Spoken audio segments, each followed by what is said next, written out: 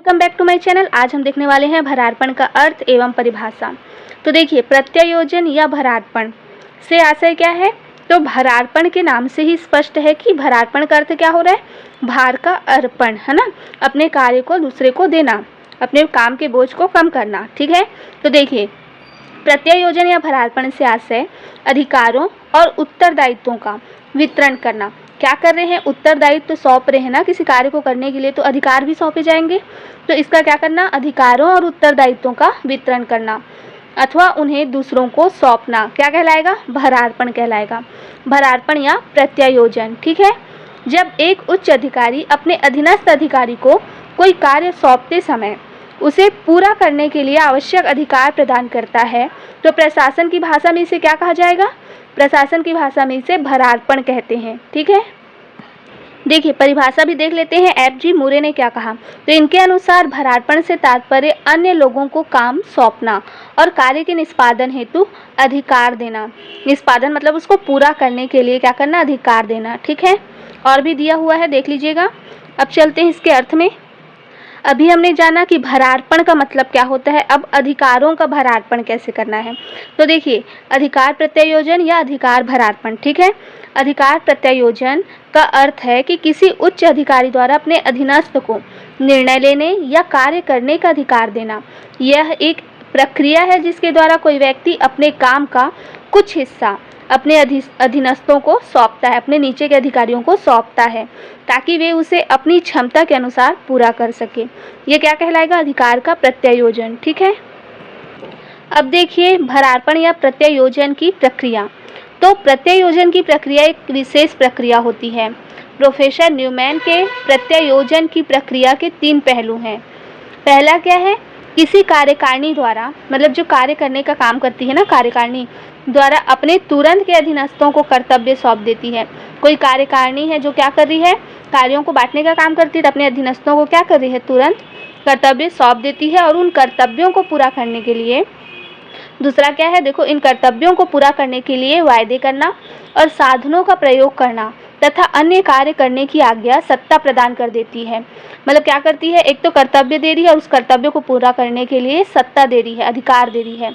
और इन कर्तव्यों की संतोषजनक संपन्नता के लिए प्रत्येक अधीनस्थ को कार्यकारिणी के प्रति उत्तरदायी बना दिया जाता है। मतलब कार्य तो कर रहे हैं, लेकिन किसके प्रति उत्तरदायी है, कार्यकारिणी के, क्योंकि कार्य कौन सौंप रही है, कार्यकारिणी सौंप रही है ना। तो उत्तर किसको देंगे, इन लोग उत्तर देने का काम करेंगे कार्यकारिणी को। ठीक है, चलिए अब देखते हैं भरार्पण या अधिकार अंतरण के मूल तत्व या प्रक्रिया क्या है।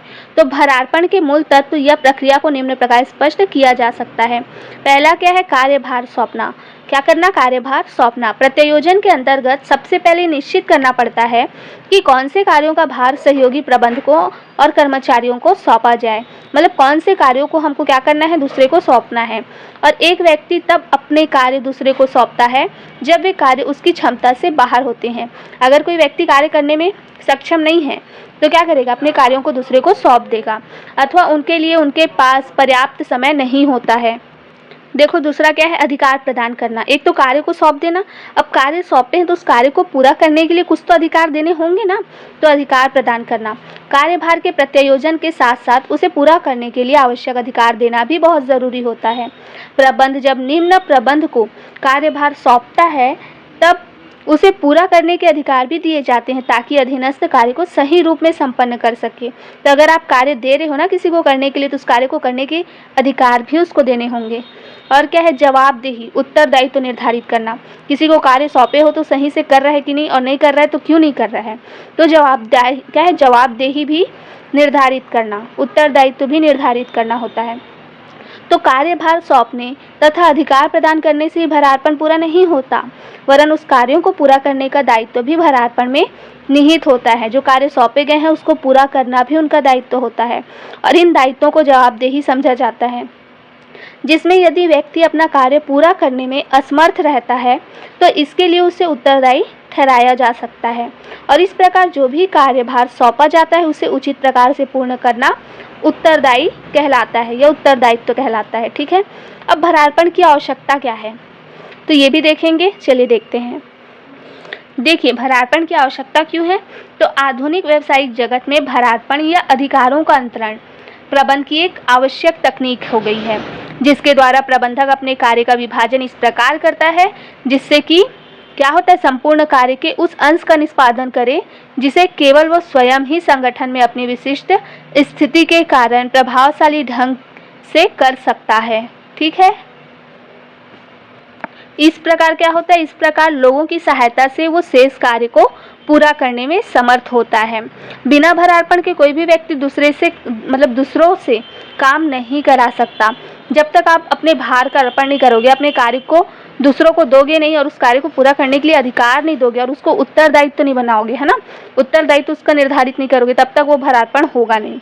ठीक है, कुंट्ज और ओडोनेल ने ठीक ही कहा है कि जिस प्रकार अधिकार प्रबंधन के कार्य की कुंजी है, ठीक उसी प्रकार अधिकारों का अंतरण क्या है, संगठन की कुंजी है। ये कथन ये स्पष्ट करता है कि बिना अधिकार के प्रबंधक कुछ नहीं कर सकते और बिना अधिकारों के अंतरण के संगठन भी कुछ नहीं कर सकता। अतः स्पष्ट है कि इस कथन के एक एक शब्द से अधिकार अंतरण की आवश्यकता जो है वो स्पष्ट होती है। अब बिना अधिकार सौंपे सहायक अधिकारी नहीं हो सकते। ठीक है, सहायक अधिकारियों के बिना संगठन का निर्माण नहीं हो सकता। वर्तमान समय में देखें तो व्यावसायिक जगत में भरारपण की आवश्यकता व्यापक होती जा रही है। जैसे जैसे व्यापार और उद्योगों का आकार क्या है, बढ़ता जा रहा है, उनके कार्य, उपकार्य, दायित्व तथा उत्तरदायित्व भी बढ़ते जा रहे हैं। इनकी तुलना में देखें तो अधिकारियों की योग्यता, क्षमता एवं कार्यशक्ति सीमित है और वो स्वयं ही सब काम को नहीं कर सकते, है ना। अतः वह उपक्रम की क्रियाओं को विभिन्न विभागों और उप विभागों में क्या करते हैं, विभाजित कर देते हैं और उनका संचालन कार्य विभिन्न व्यक्तियों को सौंप देते हैं। इस दायित्व को सफलतापूर्वक निभाने हेतु वह उन्हें आवश्यक अधिकार भी प्रदान करता है और वर्तमान समय में अंतरण के अनिवार्यता या भरारपण की आवश्यकता के प्रमुख कारणों को निम्न प्रकार स्पष्ट किया जा सकता है। अब इसके कारणों को भी जानेंगे कि क्यों हम क्या कर रहे हैं, भरारपण कर रहे हैं, क्या कारण है उसके। तो देखो, पहला तो यहाँ दिया हुआ है मानवीय योग्यता का सीमित होना। तो अंतरण की आवश्यकता इस कारण होती है क्योंकि मानवीय योग्यता और कार्य क्षमता क्या है, सीमित होती है। एक व्यक्ति सारे कार्य नहीं कर सकता, इसलिए क्या करता है, अपने कार्यों को अन्य व्यक्तियों को भी दे देता है। और एक व्यक्ति केवल एक मानव शक्ति है। एक बड़े उपक्रम में विभिन्न स्तरों पर विभिन्न क्रियाएं होती हैं जिन्हें कोई भी प्रबंधक पूर्ण नहीं कर सकता, और यदि वो सभी क्रियाओं को करने का प्रयत्न करता भी है ना, तो वो कम महत्व की क्रियाओं में उलझ कर रह जाएगा। तो निर्णय लेना, है ना, योजना बनाना, ये सब वो नहीं कर पाएगा। होगा जो कम महत्वपूर्ण कार्य है उन्हीं पे वो उलझ के रह जाएगा और अधिक महत्वपूर्ण कार्यों को पूरा करने के लिए ना तो उसके पास शक्ति ही बचेगी और ना ही समय बच पाएगा। होता है ऐसा। अतः मानवीय योग्यता और कार्य क्षमता सीमित ना होने के कारण कार्यों को सौंपना ही पड़ता है। ठीक है, और क्या है, देखो दूसरा पॉइंट है व्यवसाय के विस्तार के कारण। आपका व्यवसाय क्या है, विस्तारित हो रहा है, बढ़ रहा है, तो एक व्यक्ति तो नहीं संभाल पाएगा ना, कार्यों को बांटना ही पड़ेगा।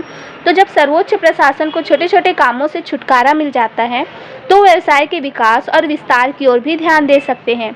भरारपण की कला के परिणाम स्वरूप ही आज व्यावसायिक जगत में महत्वपूर्ण प्रवर्तन के कार्य हुए हैं। ठीक है, और क्या है, देखो समन्वय का साधन। तो उच्च एवं निम्न अधिकारियों के मध्य समन्वय स्थापित करने में भरारपण जो है वो काफ़ी सहायक सिद्ध होता है। भरारपण से रेखा कर्मचारी एवं क्रियात्मक कर्मचारी के मध्य संबंध काफ़ी मधुर हो जाते हैं। कर्मचारियों में अच्छे संबंध बनाए रखने के लिए समन्वय की स्थापना बड़ी ही आवश्यक है और समन्वय की ये स्थापना केवल भरारपण द्वारा ही संभव होती है।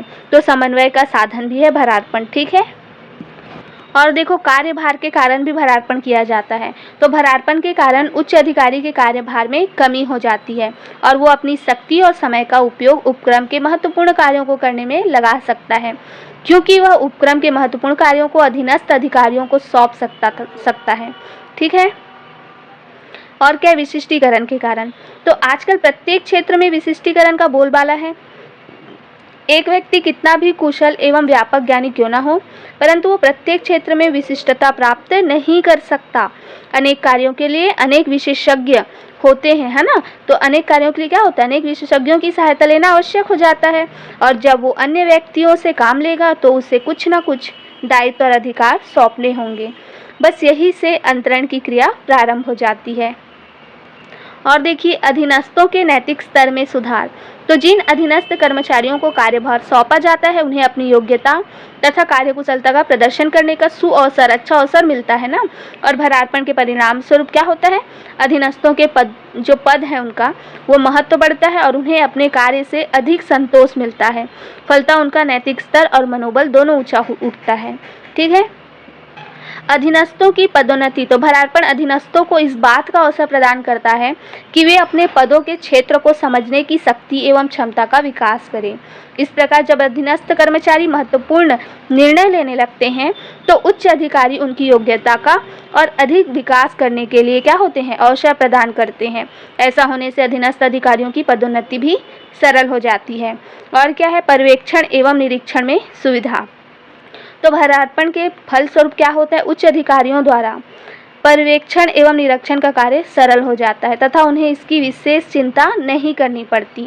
अब आगे हम देखेंगे भरार्पण के क्या सिद्धांत है। ठीक है, तो अभी इसको यहीं तक कंप्लीट करते हैं। चैनल को सब्सक्राइब कर लीजिएगा, वीडियो पसंद आए तो लाइक ज़रूर करना।